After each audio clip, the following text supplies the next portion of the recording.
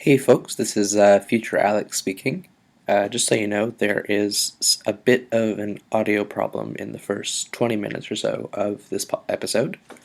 It's nothing too bad, it's just a bit of clicking and scuffling, but we do get it fixed. So if you can bear with us, it goes away. Okay, on with the show.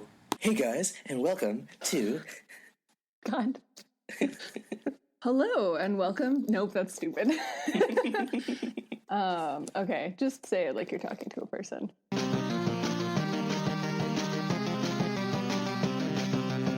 So, hi and welcome to the Hamsteak Podcast, where Episode 2. Hey, This is Lydia. She takes pictures of the sky and it brightens everyone's day.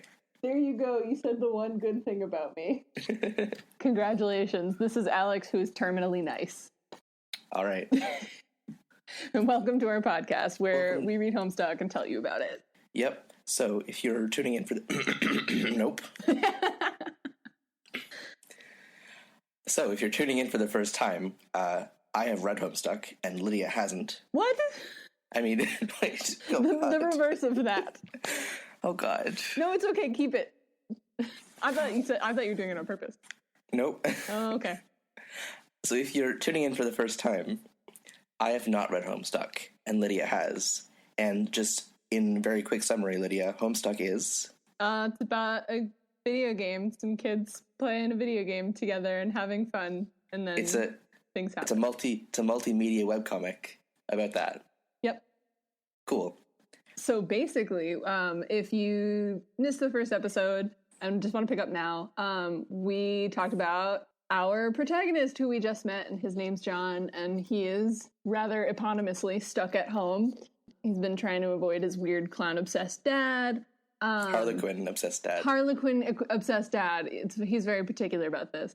And it's his birthday, and he's turning 13, and he has just received in the mail the beta version of a much-anticipated video game called Suburb. And through various sort of video game parody antics, we are introduced to what appear to be the game mechanics of this world that we'll be living in with John. And after a confrontation with his father, John has finally managed to sort of escape to his room with the beta. Yes. That's what happened? Yeah, well, he just left the kitchen. Oh, okay. But that, yeah, essentially. Okay. Okay. Oh, God. It's okay. We're both just going to make illness noises at you folks. I'm sorry. Yeah. All right. So, as we left off last time, John has just finished the strife with his father and has received his mail, including a package and the Spurb beta. Spurb. You can sort of add like a U to make it sound less like an alien noise. I thought I would. It's Spurb. It's like suburb. Oh, suburb. I mean, you can say it however you want. There's no canonical pronunciation, I don't think. Anyway. Both are good. Both are goat. Sorry? That's just what I heard. Anyway, so John has acquired the beta. Mm-hmm. Sweet. So he immediately launches into some Silodex / Captcha-log antics. Fuckery. And he has 2 cakes, and he combines them, but everything in between them in his Silodex gets put into the cake as well. So it's just a gross mash of all his stuff, including the mail. John's not very good at his Silodex, which is, if you missed it, how you carry stuff around in this world, because, I don't know, sure. And you have to use, you have to assign, a data structure algorithm to it to retrieve stuff, and so right now it's a stack? You can only pick up the last thing. I don't know. I don't know. Anyway. Data structures. There's a reason I'm not a comp sci major anymore. Well, it's a bit later on, there's a book called Data Structures for Assholes, and I'm like, that's the book for me. Mm-hmm. By Buckminster Funny Uncle, but we'll get there. Anyway, yeah, we'll get there. He dicks around for a while. When he makes the cake have all this stuff in it, I just wrote down, why don't you think these things through first? I'm just so disappointed in my son. If you start deciding that all of the characters are your children, you're gonna have a very large family. So he collapses his cards together, and then proceeds to perform surgery on the cake. The items force the manhandled cake into the toilet, and he's like, all right, I'm over this. So he goes back into his room. And looks at his, what is this? His McConaughey wall? His McConaughey wall. A casual shrine to an amazing actor. And then I'm a big nerd, so I'm going to tell you about John's browser, which is called Typheus. And so I looked up what's Typheus. And Typheus is the most fearsome monster of Greek mythology. He's the last son of Gaia and fathered by Tartarus. And so basically he's the son of Earth and Hell. In the comic, though, he is a little snake-looking dude with just a cue ball for a head and a neutral-looking face. So it's a monster. Got a monster browser. Nice. And then he installs the beta! Yay! It's time for less beta. I fucked it up. I had one shot. So right before he installs the beta, he just casually goes to mspaintadventures.com to catch up on his favorite webcomic. And then the prompt is less meta, more beta. Less meta! Or is it less meta? Should we read it as less meta? Obviously the word is meta, but I said it like that because of the joke. I think if both of us are going with it, I think it's meant to be. I think it's just less meta. Less meta, more beta. All right, well, time for less meta and more beta. John installs the beta. Mm-hmm. And I get really excited about it. But then he has to wait for his server player to connect. That's right. And that is his friend on Pesterchum, TT. Yes. So he's like, for some reason, he decides that this is a good occasion to go bone up on data structures. And he finds some books. Oh my God. This is going to need so much chopping up. I feel so out of it. Do you feel out of it? I'm very out of it. Great. Welcome to the Space Aliens podcast by two people who are only barely on this planet right now. It's November, and it's a bad time all around. Let's bring some home stuff. Okay. This podcast is brought to you by The Common Cold. The Common Cold for all your bad needs of not making funny jokes because you can't think. Stay tuned for our next episode. It's fine. It's fine. It gets better. Just gotta keep going, much like this comic.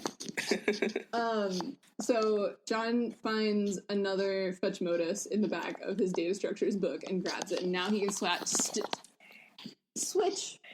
The word is switch. Swatch. He can now swap between the two, which is exciting. Now he can launch objects out in two different directions. Yeah, that's right. And at first he realizes that this isn't very useful, but eventually it does become useful. Takes a little getting used to. Anyway, then after this whole bit of dithering, we see that mysterious internet friend TT is connected. Mm-hmm. And all I wrote down is, it's happening!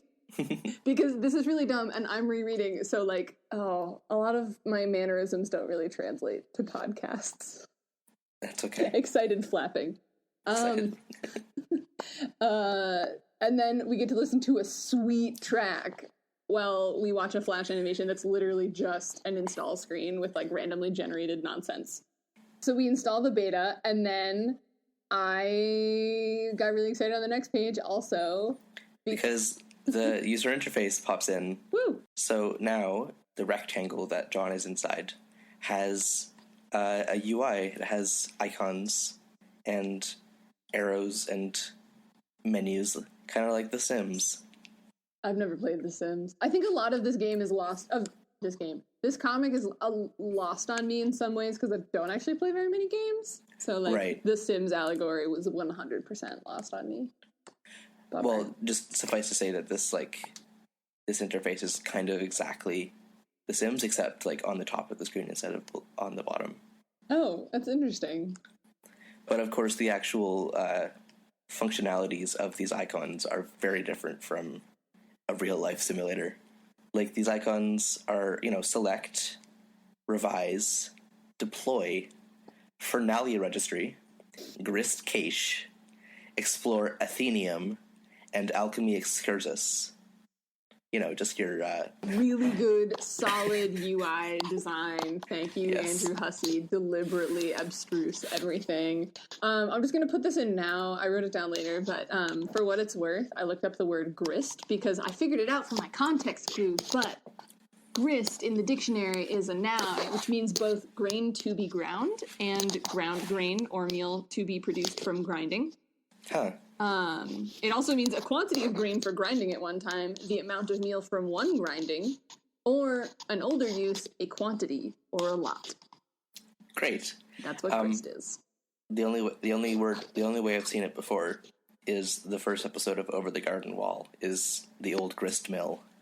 Well, there you go. Yeah, I think I had heard of grist mills before. It sounds like, vaguely something manufacturing, I guess. Yeah, just kind of raw material or something. Yes. We should mention that the bunny, I think. So John is finally able to also open this red package that his friend TG sent him, which turns out to be, it's this like super beat up bunny, right? Yeah. It's the bunny from Con Air, like the stupid Nick Cage movie that he loves so much. It's authentic and everything. Yeah. Oh, I didn't realize that. Yeah. I thought it was just from previous Emma's Paint Adventure. No. I'm actually not sure that this is a Problem Sleuth thing. I think this is authentically just a Nick Cage joke. Oh, okay. Because it linked back to an Emma's Paint Adventure archive page. Does it just link you back to the first Con Air joke? No, it's oh my god, it's a screenshot of Con Air. Oh.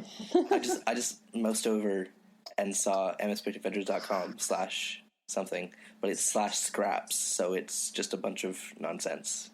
It's not actually a page of the comic from before. No, it's just a reference. It's just some bald man holding this bunny by the ears and pointing a gun at it. Naturally. Okay, well now I know all about Con Air. Everything you need to know about Con Air is putting the bunny back in the box, and Nicolas Cage, I can tell you right now. So this is actually the bunny? This is the actual prop bunny from. Oh my god! That's what the certificate of authenticity is about. That's why I was like, oh my god, PG is such a good friend. He pretends to be a cool bro, but he's like a big friend. That baby. is really sweet. Yeah. So then he actually gets connected, and I yell a lot about how good the music is while he's connecting because it's a really good track. And then, then we have the Sims conversation.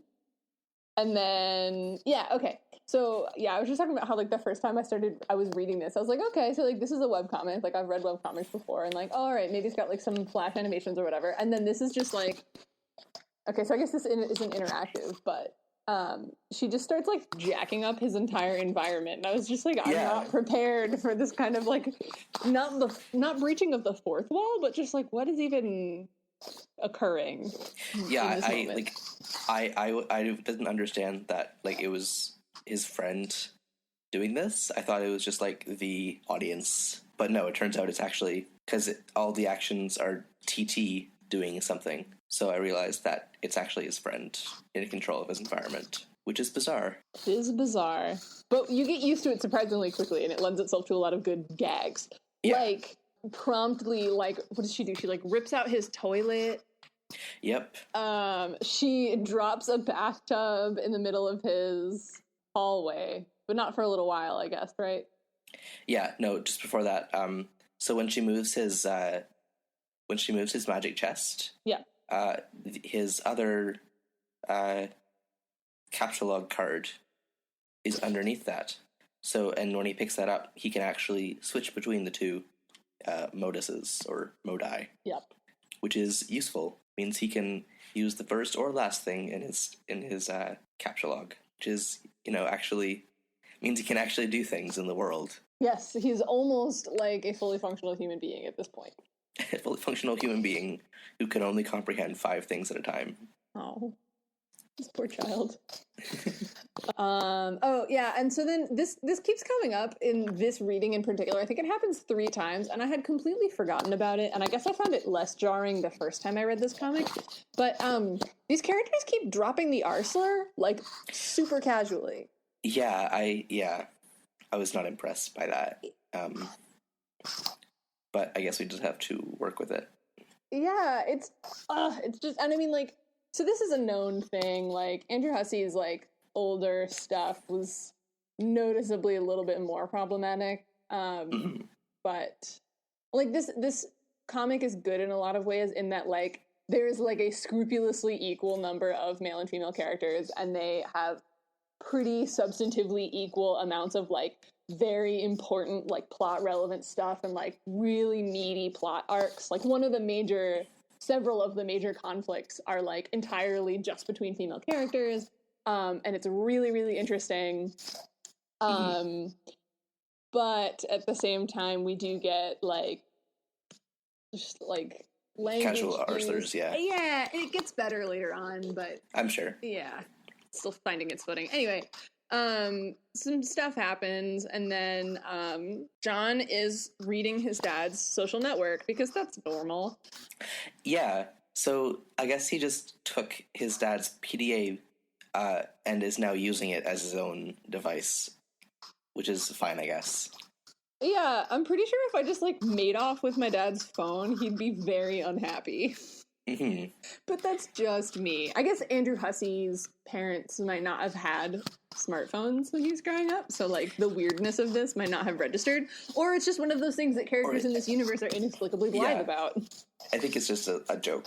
Okay. But also I feel like the dad character is very, I mean, so far at least, he's very kind of semi-conscious, or at least as he's presented to the audience through John's eyes. He's just kind of this NPC algorithm and not a real person. Yeah, as evidenced by the fact that he doesn't have a face. His face is blank. Mm-hmm. He has a nose, right? But I think that's it. I think so. Yeah, so that's actually really interesting because he definitely gets to do a bunch more stuff later on. Like, he always remains a little bit shadowy in an interesting way. Like, I'm not sure we necessarily ever hear him speak, but he has stuff to do later on. He becomes important and he has his own plot thread, so. Cool. And their relationship evolves a little bit. So. Oh, that's good. Yeah. All right, so using the interface, TT expands John's room, like in The Sims, just because. You know, why not? Because she has control over his environment. But also, she can only control things within a certain radius of John. Right. So the PDA is, like, when it got shot out of his Silodex, it went out of bounds, basically, and she can't get it unless he gets closer to it. Right. So she has to literally, like, create more house for John to walk out on. And this happens a couple times for him to, like, go move the radius out enough for her to interact with the world around him. Yeah, like later she just extrudes some balcony. Yeah. So they mess around with that for a while. So John picks up, well, he goes through the hole that TT has left in his bathroom by taking out the tub. Yeah. And then in the laundry room, I think, there's a sledgehammer, which he picks up and attaches to his Strife thing. He equips it, basically. I don't really understand that game mechanic. Like, he equips it. I don't know. And then, I don't know, throughout this whole time, as essentially TT is making a giant mess of John's house, they're also, like, they're talking via chat, obviously, communicating about what's going on, and they're talking about their respective parents. They both seem to have single parents, and TT's talking about dealing with her mom and says that she had to battle through her cloud of gin and derision. Yeah. So she is kind of talking about how she thinks it's ridiculous that John is as averse to his dad as she is to her mom, when his dad appears to just, like, love him and care about him and, like, maybe be a little annoying, like. So I was listening to another podcast that, like, pointed out exactly how, like, paradoxical it was, called The More You Nerd, and they talked about this part of Homestuck. And I don't know, at the same time, it's like, when you're a kid especially, like, your home environment is kind of a special case, and it's really hard to have perspective about things like that when you're 13 years old. Yeah. So, but I understand that, like, in the grand scheme of things, like, it totally, she's justified in making fun of him. She says, cake gestures, unfaltering love and support.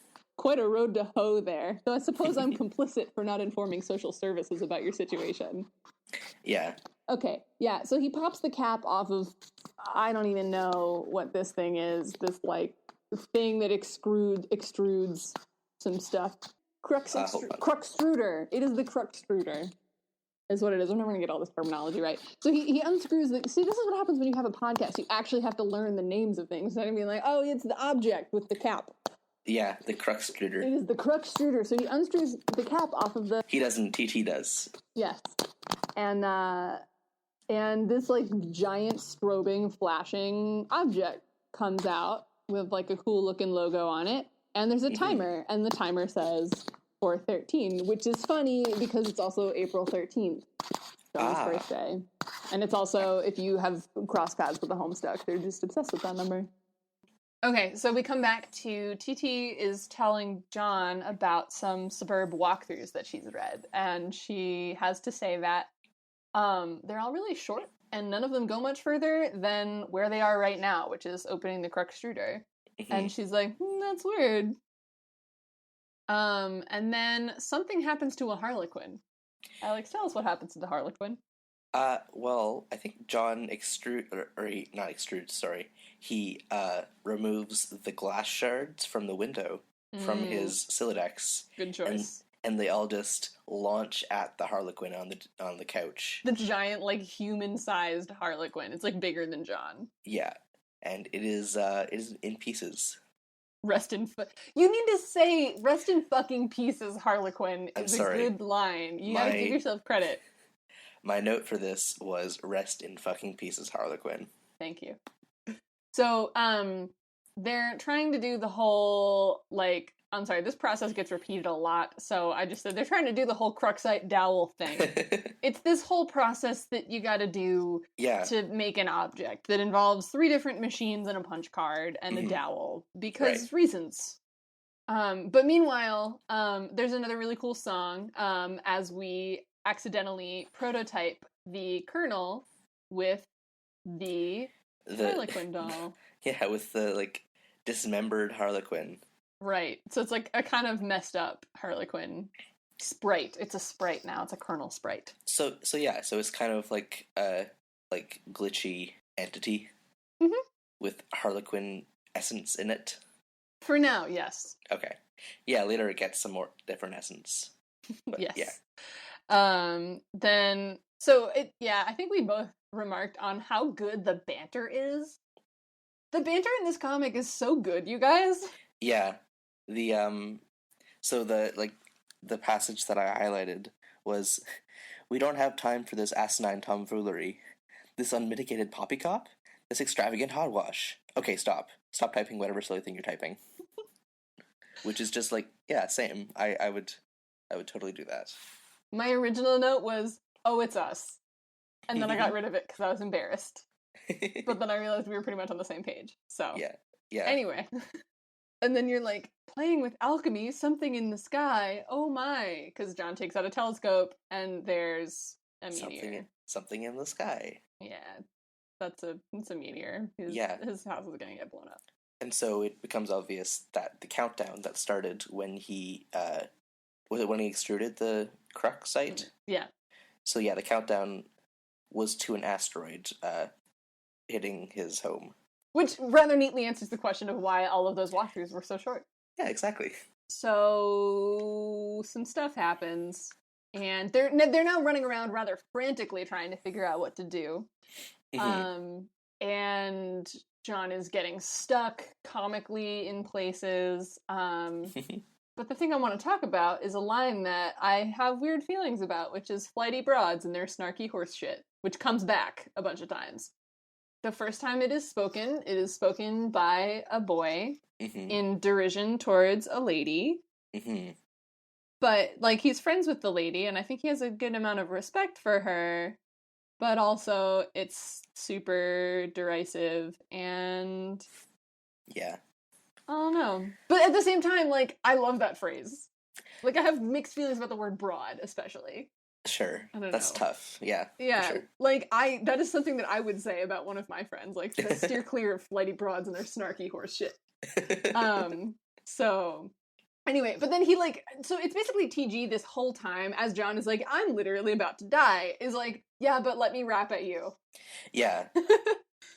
And so he starts like just essentially riffing to himself because John is not responding about like some kind of meteor movie about Yeah, like exactly. people comparing meteors to like the size of different states. Hmm. And Yeah, there's another, no, go ahead. yeah, it's just it's so true that like you say, oh, this meteor is the size of Rhode Island, and like that means nothing. We cannot comprehend what that means. Well, it's also especially like you're a Canadian, so how big is Rhode Island? I know that it's small, It is the smallest state. but yeah, okay. There's like counties. There's like many counties bigger than Rhode Island. I'm pretty Okay, sure. I'm just gonna really quickly check something. Okay. Uh, In the name of road. podcast science. Sorry for the click clacking. Okay. Shattering the illusion that we're in some kind of like high-end recording booth and not just sitting in front of two MacBooks. Yeah, so Rhode Island is not actually an island, right? It is. No. Yeah, it's just It is a parcel of land. It's like a little nub on the end of Connecticut. My weird analogy that I have is like it's the amygdala to Connecticut's hippocampus. But that's a little bit obscure. Nerd. Okay, so Rhode Island is 3,100 square kilometers. Speak English. I'm sorry, Google's only giving me it in square kilometers. That's un-American. Oh, it probably knows you're in Canada. All right, Yeah. I'm gonna look up size of Rhode Island in American. 1212 square miles, which is tiny as heck. It's like it looks like it's about 400 by 600, or maybe like 300 by I don't know what the multiple would be. Right. So I just want to contrast that to our smallest province, which is Prince Edward Island, which is an actual island. Yeah. And it's also like an order of magnitude smaller than any other province. Nice. But that is 5,600 square kilometers. Get out of here. Okay, Canada's big. The Angry Worms. Arrogant Worms have an entire song about how big Canada is. The Angry Worms. They both start with A. What do you want from me? The absconding worms. No, that's not an affective state. Angry and arrogant are both. Well, they're not affective, but they're both like. The affective worms. So more about Homestuck is. Who's that? Who's Homestuck? He is this guy who lives down the hall from me and yells a lot about video games. That was a horrible joke. Don't dignify that with a laugh. It's okay. Okay. Okay.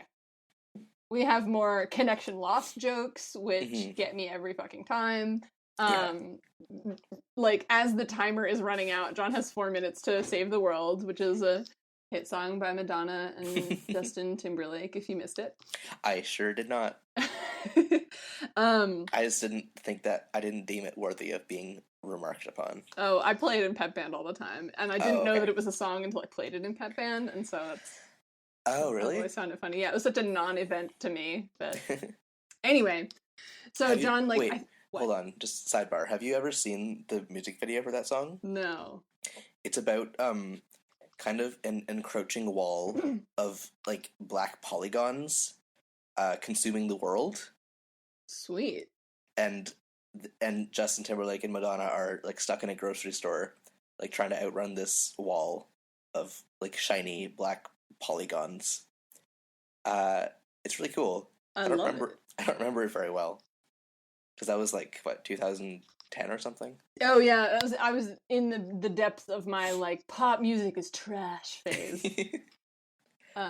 So I wasn't paying attention to all the actually really good and catchy pop music that was coming out at that time. Yeah. Not like these days. No, pop music is good as fuck right now. Are you kidding? Hotline Bling is really good. I'm sorry. I was trying to do like a low, like a monotone hipster voice. Oh no, I know. I fully got it. But I think it kind of like conflated with my phlegm voice, so it sounded the same. No. It definitely Okay. sounded different. I was just like, I'm taking this hipster up on an argument now. What's Okay. happening? Okay. So anyway, I think this might be the third time I've said this sentence, but TT loses her connection and she drops a bathtub, I believe, directly outside of John's bedroom door. As the clock to the imminent sort of decimation of his neighborhood rapidly winds down. Yes. And naturally, we switch to her perspective. Yes. and so we see a young woman standing in her room. They say young lady, and I have a problem with young lady. I think young lady is never not used to tear someone down or belittle them. Sure. So, like, that's like what your mom says when they're waving their finger at you, is young Oh. lady. Anyway. Well, I feel, in that sense, young man is definitely the same. Like, young man. Young man. But yeah, then there you go. Like, young man in a different sense is different. Right, whereas, like, young lady is never not. Do you know what I mean? Yeah, I get what you mean. Do you know what I mean? Like a young man stands in his bedroom. Like, a young man, like, stares into the distance or whatever. But, like, a young lady stares into the distance. Like, no, a young lady needs to get back in the kitchen. A young man stands on a parapet, waving a white handkerchief. Oh my god. Everyone, just go listen to Hamilton. It's free on Spotify. It'll spare you a lot of confusion at everything Alex says. I'm not throwing away my shot. Ah! I'm just not doing it. I won't do it today. I'm evicting you from this podcast. That's fair. Can you do a Hamilton podcast? How many podcasts can you do about Hamilton? Just one. Okay. Just like talk about it. The special episode. Just have Connecting... Go. Just have like 10 people in the Skype call, just like babbling above each other about it, and like launching into refrains. Yes. It'll be a mess. But oh my god.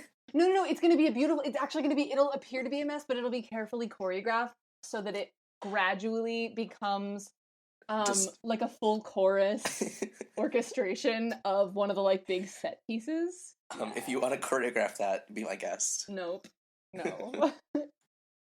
Anyway, so, all right. So speaking of belittling things, promptly thereafter, the narration calls Rose sweetheart, which, like, in, like, a very demeaning way, which is, rankles me, but also, again, I do want to point out that, like, there's a bunch more female characters that we meet later, and none of this garbage happens. Like, Hussie gets over himself pretty quickly, and I think he's pretty sensitive to the makeup of the readership in some sense, and like the discourse that happens in the fandom. Sure. And I think, so that point was a great deal later, and it was like thousands of pages later.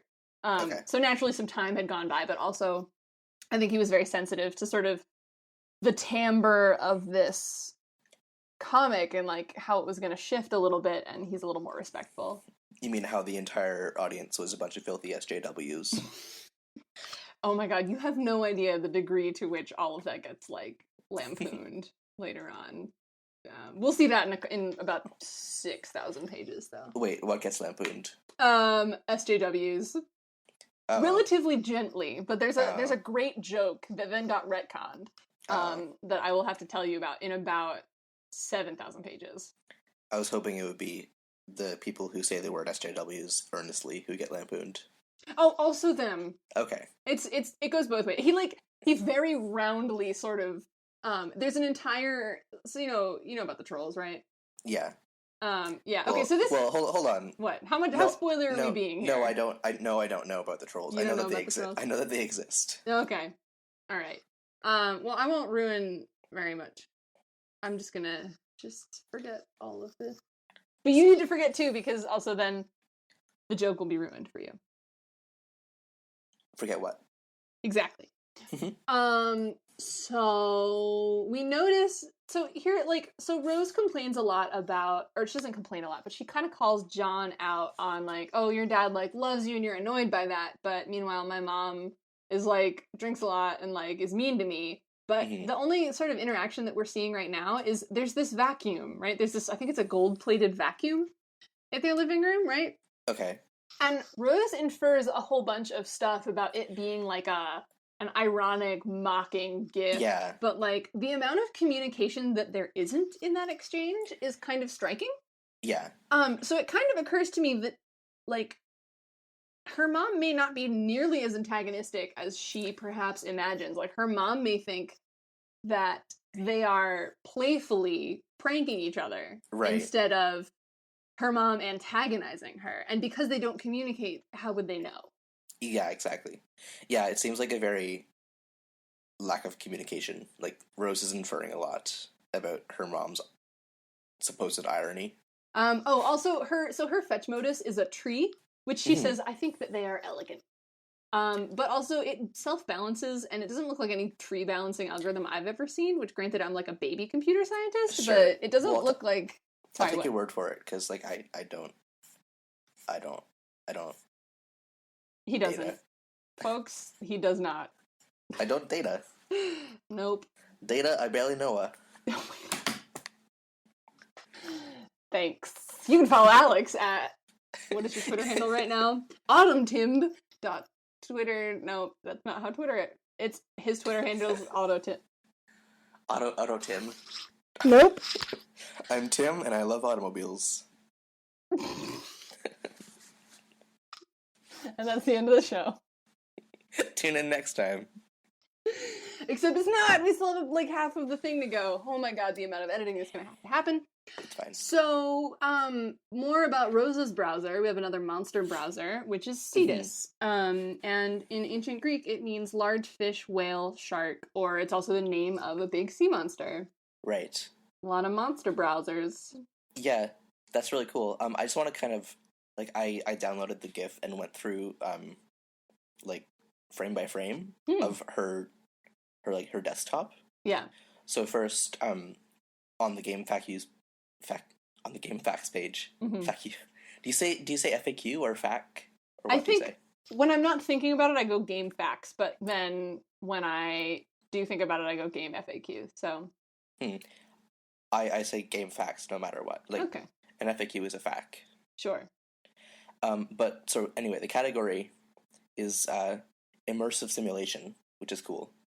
But I also noticed like this was just kind of a weird time thing for me because like I think of the PS3 as being very recent, but I guess it was around in 2009.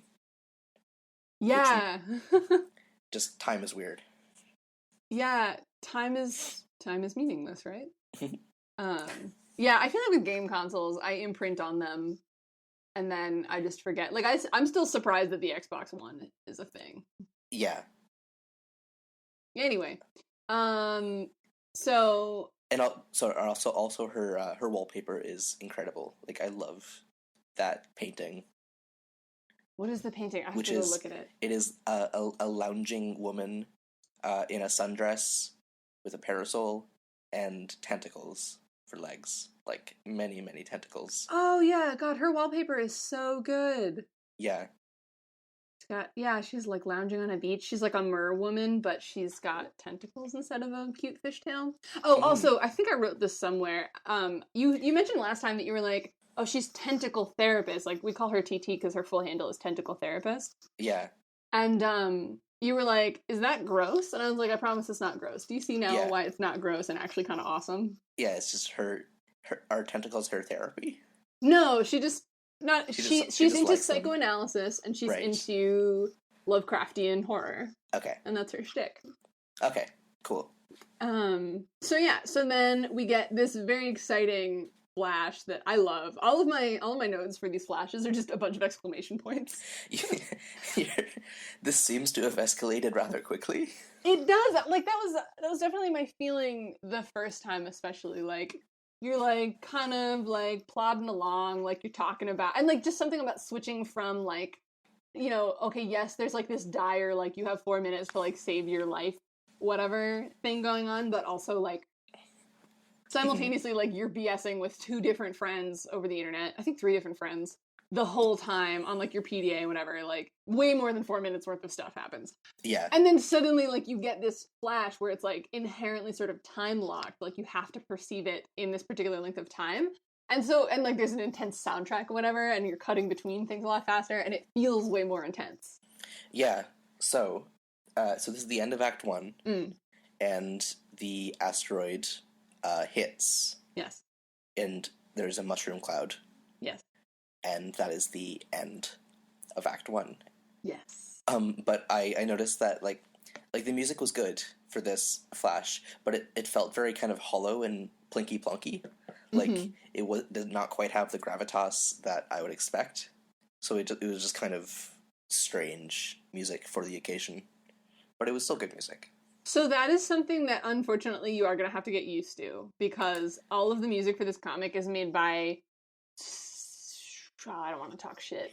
I don't mean this in a bad way at all, but it's people working with like home equipment. Oh, no, yeah, I understand that for sure. So it's often I honestly find it really frustrating because the composition is great, but it's like they just don't have access to like a bunch of real musicians or like a recording studio. And so it's like for the gravity of like things that are happening, it's never as much as you want. Right, yeah, I understand that. Yeah, it drives me nuts because like I love the music, but I can't like on the albums and stuff. I can never listen to it for too long. I don't know. Right. Anyway, No, yeah, for sure. yeah. So years in the future, but not many. Hey, it's Future Alex again. We decided to cut this episode in half, basically to end at the end of Act 1. It ran a little long, and we thought that it would be best to actually get 2 medium-sized episodes out, 1 week after another, instead of 1 mega episode, and then having to wait 2 weeks for the next one. So this is the end of the episode. So you can expect another episode a week from today, which will be November 30th. So I hope that you join us next week as we begin Act 2 of Homestuck.